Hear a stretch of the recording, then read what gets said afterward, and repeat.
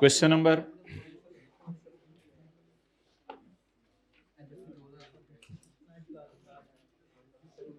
12 और 13 पढ़ें। समी को बुलाओ, क्वेश्चन नंबर 12 और 13 पढ़ें।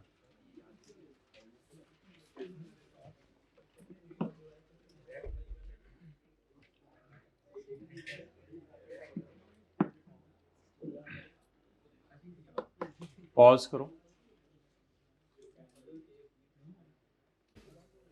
जी माय डियर। चलें क्वेश्चन नंबर 12 पढ़ेंगे। भाई के सवाल के कहने के ऊपर अब हमें जो है ना सवाल लिखवाना पड़ेगा, और बिल्कुल सही कहा इन्होंने, हम आपको लिखवाएंगे। क्वेश्चन नंबर 12 चलें पढ़ें, इंटरेस्ट लें।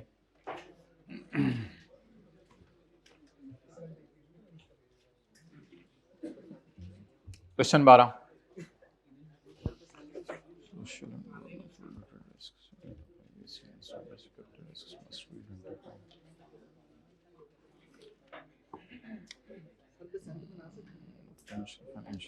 मुनासिब नहीं रहने दो। Potential financial and reputation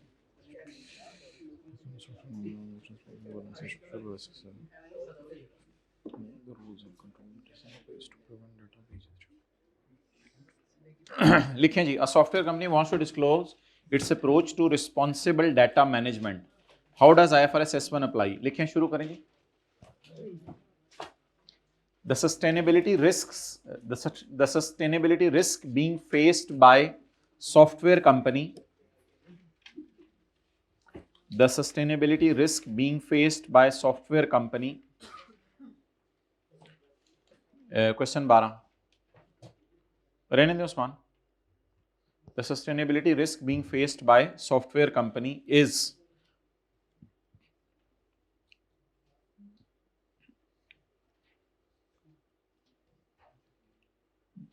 data management में कौन सा रिस्क होगा? हाँ लिखें, is data privacy, data privacy and cyber security risk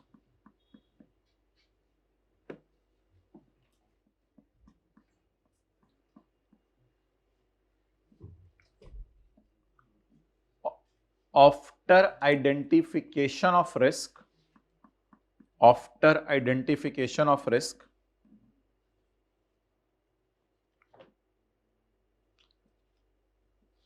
strategies should be made,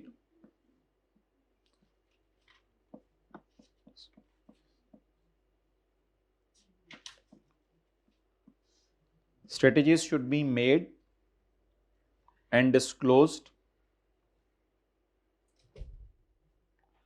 strategies should be made and disclosed such as, बोलें, such as, बोलें बोलें बोलें बोलें बोलें, such as, such as, such as, यहीं कहीं से पूरा करें, इसी डायग्राम को पूरा करेंगे। such as implementing, रोबोस तो छोड़ो, अब ये फिक्र तो नहीं याद रहने। such as implementing cyber security controls, such as implementing cyber security controls, data protection policies,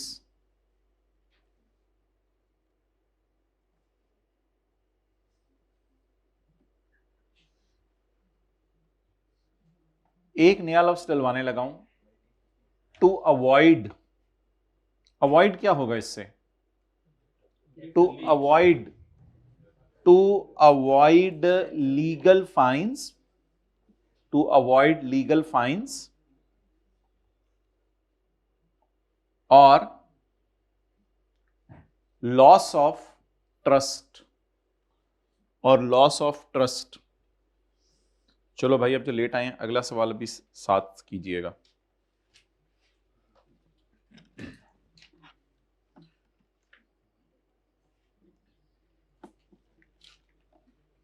जी अब आप ये जरा खुद लिखें, रिटेल चेन, रिटेल चेन।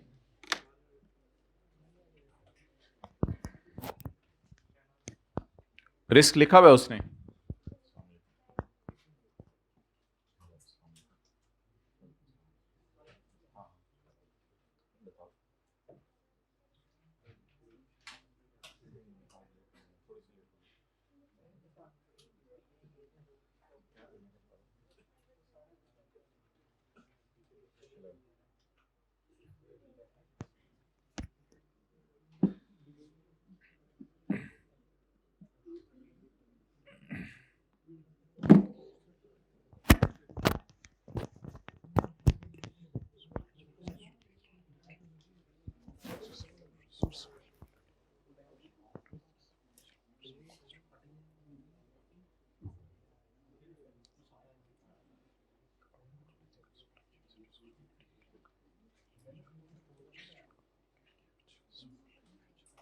जी लिखें, a retail chain aims to improve sustainability source of material। अब इसमें एनर्जी की बात तो नहीं करके आएंगे आप भाई? माय डियर, मसला बताएं ना, मसला क्या है? a retail chain aims to improve sustainability sourcing of materials। Materials खरीदती रहे अच्छे तरीके से और अपनी शेल्फ्स भरी हुई रखे, इसका मकसद है। How does IFRS S1 guides? तो इसमें रिस्क्स क्या हैं? रिस्क्स पहले जरा बताएं क्या हैं। कि सप्लायर आपके अनरिलायबल हों, ये एक रिस्क है, या आप रिटेल स्टोर पे जो चीजें बेच रहे हैं वो किसी वजह से ऐसे रिसोर्सेज से वो लेके आ रहे हैं जो रिसोर्सेज पीछे से शॉर्ट हो जाएं उन लोगों की नेग्लिजेंस की वजह से जिन्होंने हमें सामान प्रोवाइड करना है। वो हमें कोई लकड़ी की चीजें लाके देते हैं जंगलों को काट के, या वो हमें कोई ऐसा काम लाके देते हैं, ये इसमें रिस्क्स हैं। तो इन रिस्क्स को एड्रेस कैसे करें, उसके लिए स्ट्रेटेजीज बनाएंगे और स्ट्रेटेजीज को डिस्क्लोज करेंगे। लिखें, आ retail store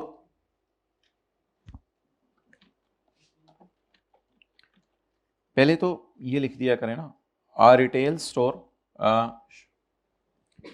should disclose information about risks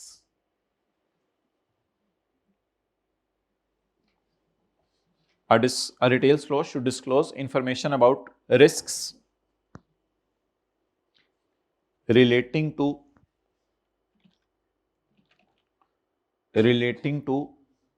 material procurement, लफ्ज लिख दें, relating to material procurement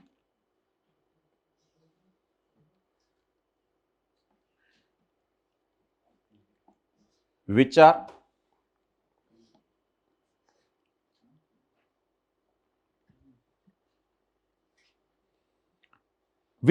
materially impact, ये लाइन आप डाला करें, which materially impact entities future prospects, which materially affect entities future prospects।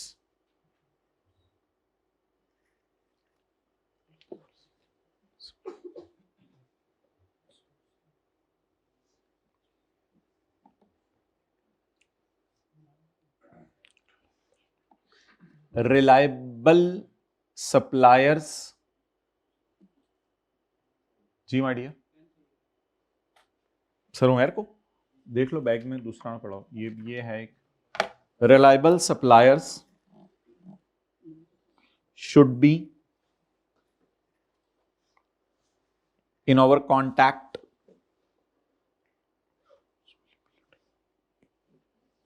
अच्छा, if the goods being sold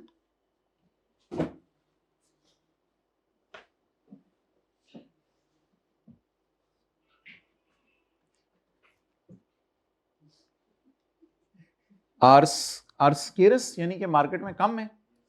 scarce means के पीछे से शॉर्ट हो गई हैं। हाँ, if goods being sold are scarce,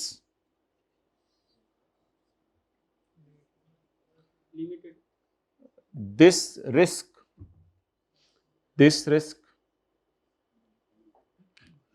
should be disclosed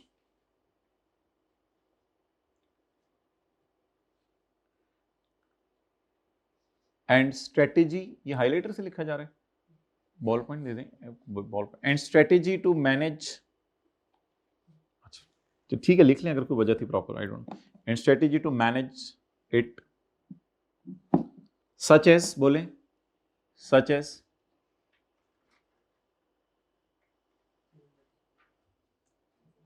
searching alternate suppliers,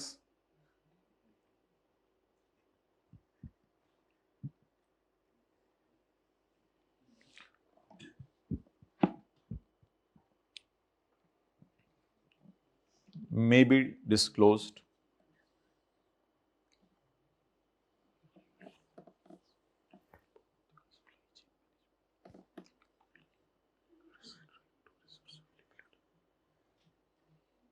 okay, आगे चलें, अगला कौन सा? 11, an oil and gas extraction company faces increasing pressure to reduce emissions. Okay. Facing increasing pressure to reduce emission. तो लिखें, it should disclose information about the risks and opportunities. It should disclose information about the risks and opportunities. पिछले वाला, इससे पिछला, about risks and opportunities that could materially impact its future prospects. अच्छा, इसमें number पे depend करता है, अगर नंबर ज्यादा हैं तो फिर ये लिखाया करें, सच एज, बोलें सच एज कैश फ्लोज, एक दफा लिख लेना, 6-7 नंबर का आ गया तो such as cash flows, ability to get financing और cost of capital.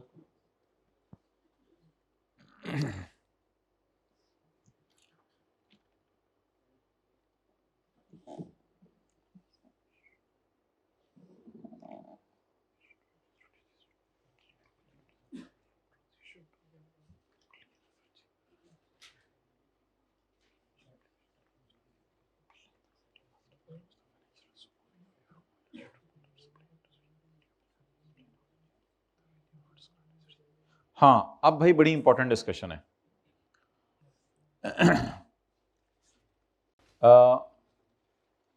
Fines, if any, paid due to emission. Fines, if any, paid due to emission should be disclosed.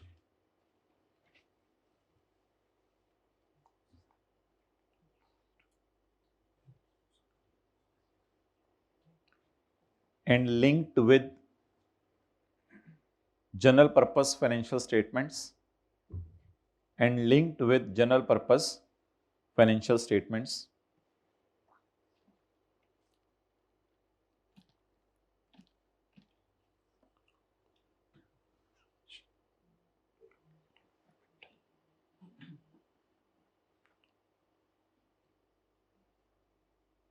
Emission reduction related strategies.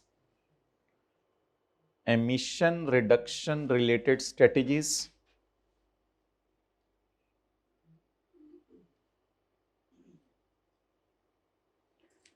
Like, जी आप ढूंढना इधर कौन सा वाला है, like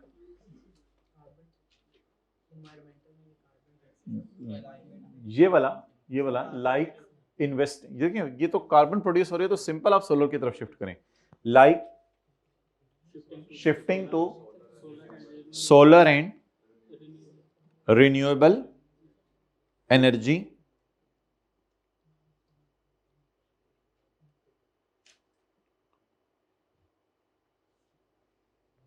or reducing fuel usage to lower emissions, or reducing fuel usage to lower emissions.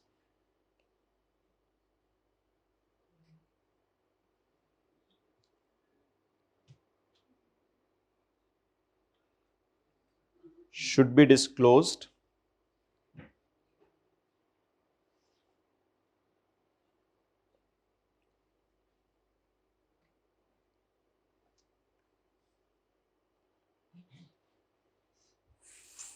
Financial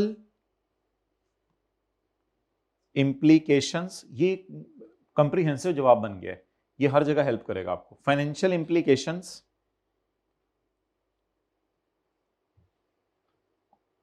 on financial implications due to fines or investment in assets. Financial implications due to fines on non-violation, due to fines on non-violation, financial implications due to fines on non-violation, and costs of investments required for solar, and cost of investment required for solar should be disclosed and linked with general purpose, should be disclosed and linked with general purpose financial statements.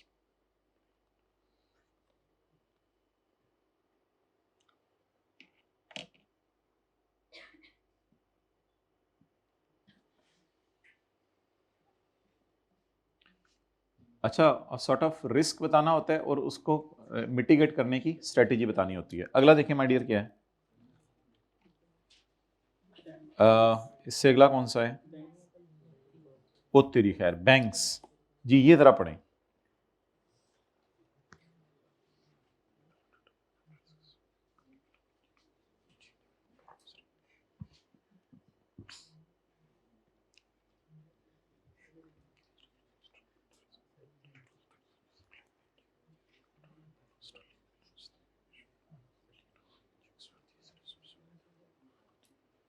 Okay. A bank wants to disclose how climate change affects its loan portfolio. How should IFRS S1 guide this? लिखें। पहली तो वही line, वो जो लंबी वाली बता दें, वो नहीं, मैं नहीं अब लिखवा रहा। इट शुड, पिछले वाले सवाल की पहली लाइन लिखवाएं माय डियर, प्लीज। इंटरेस्ट लें। It should disclose information about risks and opportunities which are,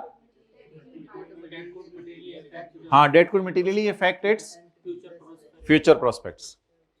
लिखें, the risk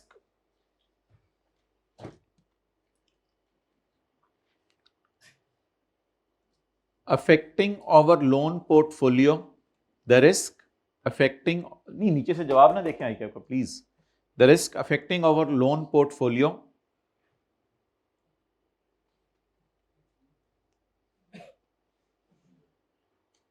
should be identified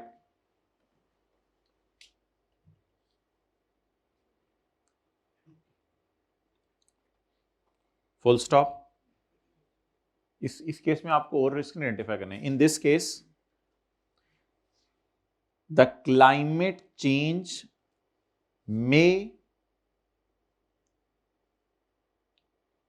effect the,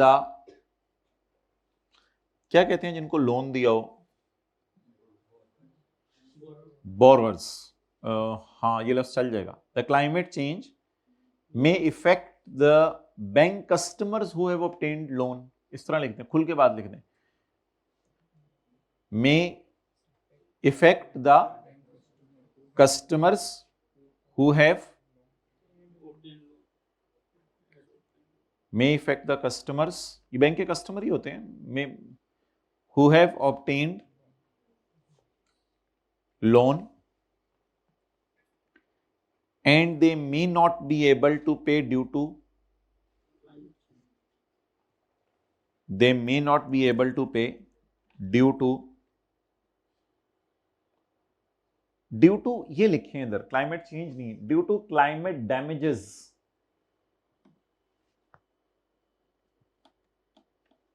such as flood, storms,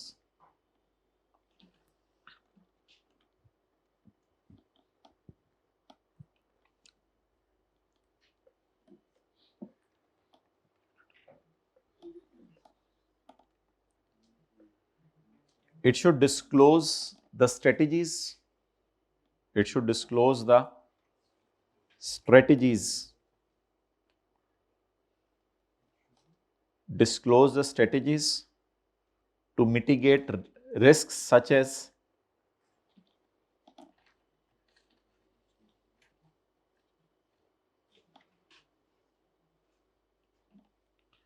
ji future में क्या कर सकते हैं, such as providing loans to providing loans to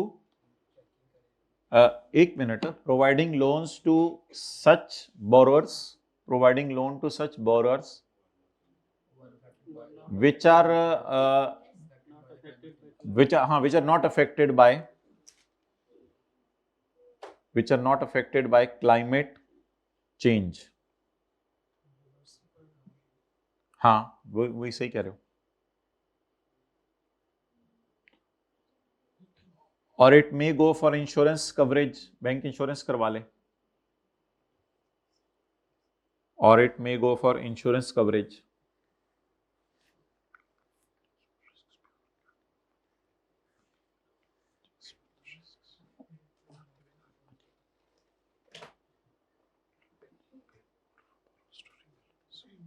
आगे चलें.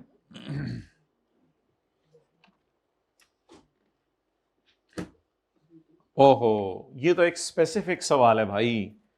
A retail business wants to report sustainability key performance indicators. भाई sustainability के indicators बनते हैं मैट्रिक्स बना के. मैट्रिक्स क्या होती है? जो हमने चौथा स्टेप पढ़ा है. मैट्रिक्स बनाई जाती है कि क्या प्लान था हमारा, उसके अगेंस्ट कितना पानी यूज हुआ, कितना ये हुआ. A retail business wants to report sustainability KPIs. How should IFRS S1 guide? लिखें IFRS S1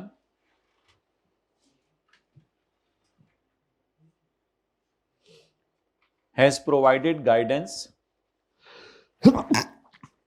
अल्हम्दुलिल्लाह. has provided guidance कहां पे? किताब का पहला सफा देखा था, इन इट्स कोर कंटेंट्स. किताब का पहला सफा देखा था, जो 4 चीजें हैं. 4 चीजों का नाम क्या रखा था हमने? 4 चीजों का नाम क्या रखा था? गवर्नेंस फॉर वो और गवर्नेंस स्ट्रेटेजी, और इनका नाम क्या रखा है? Core content. इसलिए मैं कह रहा हूं जो चैप्टर का पहला सफा है 12, वो जो मैंने आपको एंड पे रिवाइज कराया था वो देखें. हाँ बोलें, कहां तक बात पहुंची थी? Guidance in its core contents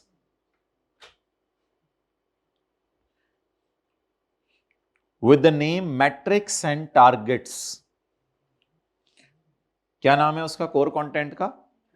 with the name metrics and targets.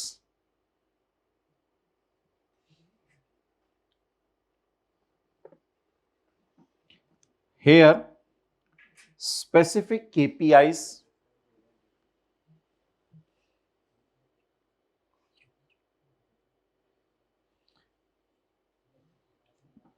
KPIs such as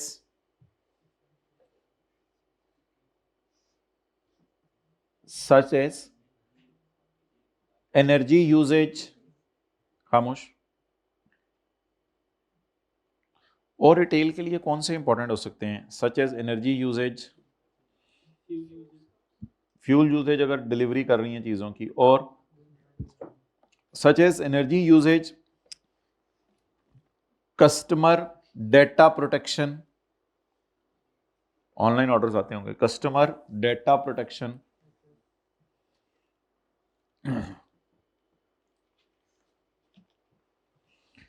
अच्छा, अब उसमें से भी कोई तो लाइन लिख के है ना, customer data protection.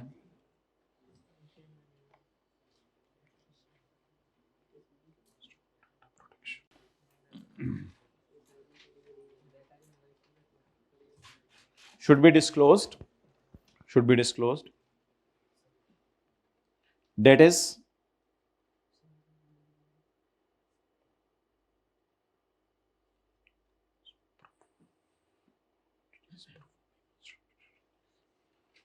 is how entity is performing. इधर से लिखा मैंने, how entity is performing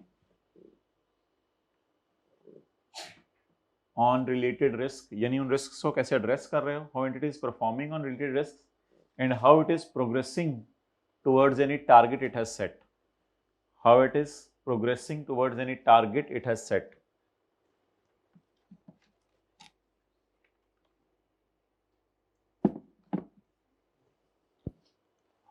how it is progressing towards any targets it has set.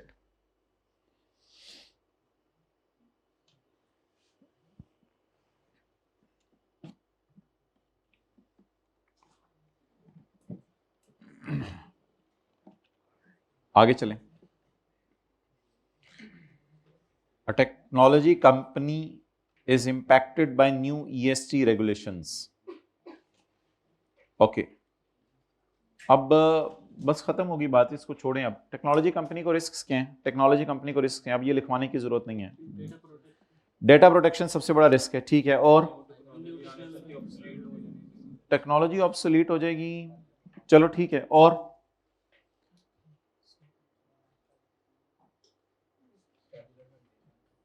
Energy usage सब में लिखाया करें, एनर्जी यूजेज सब में लिखाया करें, और उसको मिटिगेट करने की स्ट्रेटेजीज, अच्छे सिस्टम लगाओ और वो सारा, that is repetition.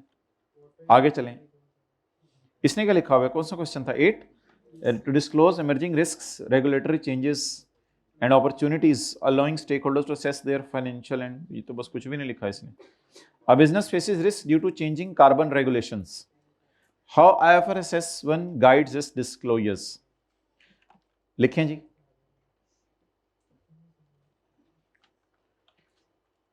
It should identify risks such as new laws. It should identify risks such as new laws relating to carbon taxes, new laws relating to carbon taxes,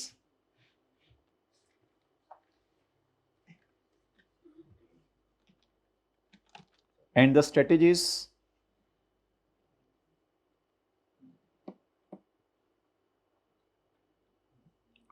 to mitigate this,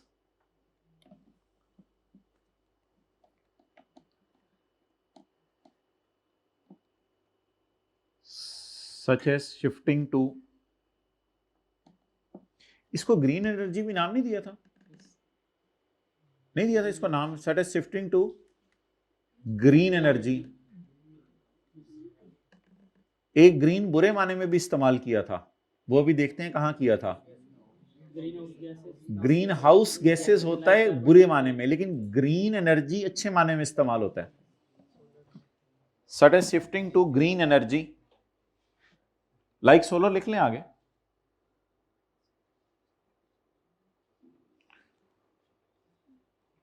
अच्छा, वो जो एक और बात and पे जो मैंने लिखवाई है, फिर वो भी लिख के आया करें क्या। It should also discuss the financial implications, it should also discuss the financial implications regarding fine payments, investing in solar energy,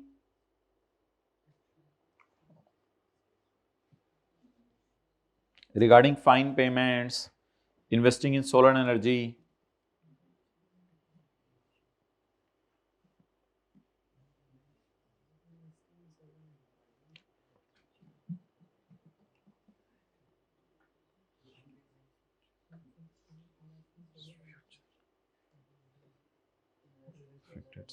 investing in solar energy। और अगर बात फैलानी है तो वो तीनों बातें which will affect its future cash flows and वो शॉर्ट टर्म, लॉन्ग टर्म और मीडियम टर्म। तो हम कोशिश करेंगे आपको कोई अच्छा सोल्यूशन दे दें कल सुबह तक इन सारे सवालों का। आगे चलें माय डियर, तकरीबन काम हो ही गया।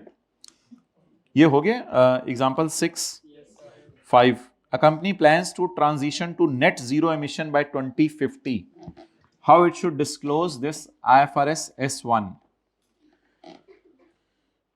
अच्छा, ये तो अब एक बड़ा जबरदस्त इन्होंने प्लान बनाया है। मेरा मशवरा ये है कि इसमें चारों बातें डिस्कस कराएं, कि पहले गवर्नेंस को इसके ऊपर लाएं, फिर गवर्नेंस के बाद स्ट्रेटेजीज बनाएं, फिर रिस्क को मिटिगेट करें, और इन द एंड मैट्रिक्स बना के हर साल देखें, ताकि 2050 तक मादरत आप उस लेवल तक पहुंच जाए। लिखना शुरू करें। IFRS S1 रिक्वायर्स, इसमें रिस्क तो इन्होंने बता दिया क्या है। रिस्क ये था कि एमिशंस हो रही थी और एमिशंस को नेट जीरो पे लाना है। अब इसके लिए स्ट्रेटेजी क्या बनानी है, ये सवाल है। अब what strategy should be adopted, तो वो लिखें IFRS S1 requires to disclose strategy to achieve net zero emission, strategy to achieve net zero emission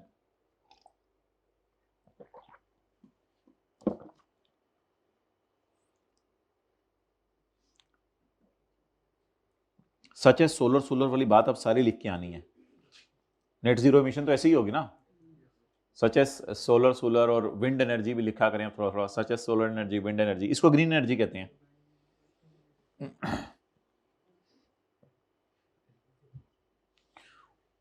और इसमें बड़ा लॉन्ग टर्म प्लान है इसका, इसलिए उसमें बात ये लिखें कि मैट्रिक्स एंड टारगेट्स, की metrics and targets. Example given, emissions per year, हर साल एमिशंस कितनी की, should be reported.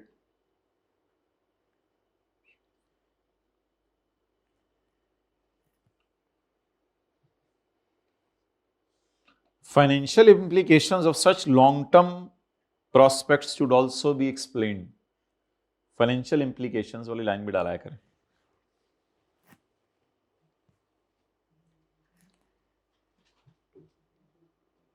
Financial implications of such long-term plans should also be explained.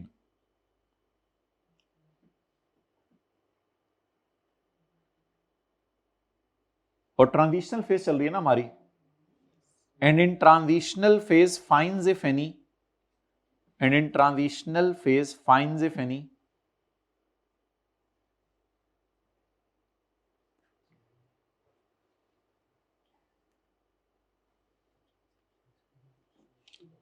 fines if any should also be disclosed, should also be explained। मतलब fine तो शायद दे दिए होंगे, चलो ठीक है एक्सप्लेन कर दो, शुड बी एक्सप्लेन्ड। ओके चले भाई मुकाएं, 5-10 मिनट ज्यादा ना ले। A conglomerate with diverse business units. Conglomerate क्या होता है? मतलब कोलगेट बना रहे हैं, टूथपेस्ट बना रहे हैं क्या? मतलब डाइवर्स बिजनेस यूनिट्स हैं इसके, मेरे तो ख्याल से यही मतलब, बाकी देख रहे हैं डिक्शनरी में, पता नहीं कॉन्ग्लोमरेट यही होता होगा। With diverse business units is unsure whether to aggregate sustainability disclosure. That is, I think, out of syllabus. That is totally out of syllabus. Aggregation हमने IFRS 8 में पढ़ी थी, एग्रीगेशन यहां नहीं है। चलें सुन लें, अब भाई के अपने सवाल डाला हुआ है, एग्रीगेट कर दें मुख्तलिफ इंडस्ट्रीज को, क्योंकि आप एक से ज्यादा इंडस्ट्रीज में है, मल्टीपल बिजनेस है, एग्रीगेट कर दें, लेकिन एक बात ध्यान का रखिएगा, advises aggregating information to maintain clarity but disclosure should not miss out material dates. Material data आप डिस्क्लोज करें, उसके अंदर कोई सुस्ती नहीं करनी। तो ये बस आउट ऑफ सिलेबस है, यहां तक काफी है बस। Material detail specially where different industries face unique risks, ये ऐसे ही मैं जवाब डाल दूंगा इसका। A manufacturing company wants to align its disclosure with financial reporting, ये बड़ा वन ऑफ सवाल है और इंपॉर्टेंट, ये वाला आना चाहिए पेपर में वैसे। A manufacturing company wants to align its sustainability disclosures with financial reporting. कैसे अलाइनमेंट हो सकती है? मैं जरा सारा चैप्टर को रिव्यू करने लगा हूं, आपने मुझे बताना है साथ साथ कि how I can align with my financial statements. जहां कोई अलाइनमेंट की बात आई तो वो बता दीजिएगा। अलाइनमेंट की बात आई तो वो बता दीजिएगा। कनेक्टिंग इंफॉर्मेशन की तरफ आए। अच्छा, connecting information, IFRS S1 requires to disclose information that enables users to show connection between disclosure of core contents and sustainability financial disclosure and general purpose. अच्छा, ये अलाइनमेंट की एक बात हो गई, वेल डन। आगे ये भी अलाइनमेंट में नहीं लिख के आ सकते थे, वो जो एक हमारी मेन चीज होती है, कहां पड़ी हुई है? ये an entity system shall be for the same reporting entity as the related financial statements. Entity भी वही होनी चाहिए, लेकिन अगली बातें तो बहुत ज्यादा अलाइनमेंट की तरफ जा रही हैं। Disclosures are prepared for same entity as the related financial statement and provided at the same time as part of general purpose financial statement. ये दोनों बातें भी जा रही हैं अलाइनमेंट की तरफ। और अलाइनमेंट की तरफ फिर ये तो छोड़ें, ये तो कोर कंटेंट्स हैं, source of guidance, location of disclosure, timing of reporting भी सेम कर दें तो इससे भी मेरे ख्याल से काफी हद तक अलाइन हो जाएगी। तो ये 5-6 बातें लिख के आई जा सकती हैं, इंशाल्लाह हम डाल देंगे सोल्यूशन में। तो ये बहुत से तरीके हैं अलाइन करने के। That was a very important and beautiful question. आगे चलें जी, हो गया 2। 3 हो गया। चलें नीचे आ जाए, कौन सा रह गया? 24 तक बस हमने करने थे, कौन से रह गए? 24 रह गया। 19, 20, 21 हो गए। अच्छा, a media company wants to, ये तो हो नहीं गया मीडिया कंपनी। मीडिया कंपनी को तो एनर्जी यूजेज वाला मसला था ना, एनवायरमेंटल इंपैक्ट तो एनर्जी यूजेज है, और क्या है? सोशल इंपैक्ट तो नहीं, एनवायरमेंटल इंपैक्ट या सोशल इंपैक्ट? सिर्फ एनवायरमेंटल पूछ रहा है, सोशल नहीं पूछ रहा। अच्छा चलें दे देंगे सोल्यूशन आपको। यार ये आप इनको पेंडिंग क्या करना, ये आई के अपने कुछ स्पेसिफिक एग्जांपल्स डाली हुई हैं, जरा पढ़ें और सारे इंटरेस्ट लें। भाई इधर इधर इधर इधर भाई छोड़ दो यार बातें, छोड़ दो, ईपीएस के एमसीक्यू शुरू होने लगे हैं, छोड़ दो बातें अभी। Entity Y a regional passenger airline. अच्छा ये कोई सवाल नहीं है, ये बनी बनाई एग्जांपल्स उसने जरा अंडरस्टैंडिंग के लिए दी हैं। Entity Y a regional passenger airline is required to apply IFRS फलाना फलाना फलाना to assess over risk and ऑपर अफेक्टिंग इस, ये लाइनें लिख के आया करें हर सवाल में, हम सॉल्यूशन में डालेंगे। इट आल्सो कंसीडर्स, एयरलाइन वाली company, it also considers SASB standards. क्यों? क्योंकि उसमें उनके लिए क्या अवेलेबल होगी? Industry specific requirement. और जनरल गाइडेंस कहां से मिल जाएगी? सस्टेनेबिलिटी डिस्क्लोजर से। And determines that its business models aligns best with airline SASB standard. इसका मतलब एसएएसबी वालों ने इनके लिए कोई स्टैंडर्ड बनाया हुआ, जस्ट इंफॉर्मेशन दे रहा है, कोई सवाल नहीं बना रहा। Additionally entity Y applies IFRS S2, वो किससे रिलेटेड है? Climate related disclosure, to identify climate related risks and, मुझे तो कुछ भी नहीं समझ आया, मुझे इससे समझ आया कि एयरलाइन इंडस्ट्री है, आईएफआरएस S1 लगाए, आईएफआरएस S2 इसलिए लगाए कि क्लाइमेट को अफेक्ट कर रहा है। और अगर ज्यादा डिटेल में आपको रिस्क एंड अपॉर्चुनिटीज चाहिए तो कहते हैं हमने आपके लिए स्टैंडर्ड बना दिया एयरलाइन वालों के लिए, वो जाके पढ़ लो, उस स्टैंडर्ड का नाम है एसएएसबी स्टैंडर्ड फॉर एयरलाइंस। ये क्या है कि अपने एग्जांपल्स डाली हुई हैं। चलें, Entity Y applies IFRS S1 and determines that all 4 disclosure topics in airline SASB standard। भाई हमें क्या पता एयरलाइन में कौन से 4 डिस्क्लोजर होते हैं, बहुत दीवाना है। Are relevant to its operations. It uses these topics to identify risks and opportunities. In its disclosures, entity Y follows IFRS main, including IFRS S2 for reporting greenhouse gas emissions, where no IFRS standard directly।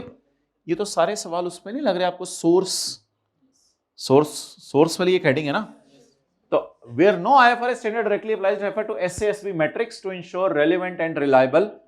For example, the metrics associated with accident and safety management disclosure topic include description of implementation and outcome of safety management, number of aviation accidents and number of government enforcement actions of aviation। ये तो भाई फिर ये कोई इसकी बातें हो रही होंगी खास SASB की, इनको क्या करना है? नहीं मेरा नहीं ख्याल याद करना है यार, ये क्या नंबर ऑफ एक्सीडेंट्स याद रख लें बस, नंबर ऑफ एक्सीडेंट्स क्या हुए, गवर्नमेंट एनफोर्समेंट एक्शंस क्या हुए, पता नहीं क्या। एंटिटी वाई अब वही वाली है मेरे ख्याल से, हाँ। Entity Y align its sustainability disclosure with IFRS S1 by using protocols and metrics. It reports on its safety management system. It reports on its safety management system। क्या कर रहा है ये? It reports on its safety management system, detailing risk mitigation through operational process and training. Using airline SASB standard, it supports strategy and targets applying SASB metrics in its sustainability related financial reporting IFRS S1। Entity A, a large conglomerate in electrical industrial equipment। थोड़ा सा boring बात से change तरफ बात आई, हम electrical industrial equipment बना रहे हैं। IFRS sustainability disclosure standards, IFRS sustainability disclosure, international sustainability standard board जो बनाता है, and uses SASB standard to assess sustainability risk and opportunities across its sectors: healthcare, infrastructure, resource transformation, transportation and consumer goods। It reviews relevant based on models, identify 8 SASB standards are applicable। और हमें क्या पता है SASB standard तुम्हारे पे 8 लगते हैं 9 लगते हैं, जाने दें, छोड़ें इसको, टाइम मिला तो देख लेंगे। ये क्या करने, कुछ भी नहीं, ऐसे ही ये तो नहीं सवाल आएंगे। अच्छा EPS की तरफ आ जाए भाई, नया पार्ट बनाओ। 116, 118, 118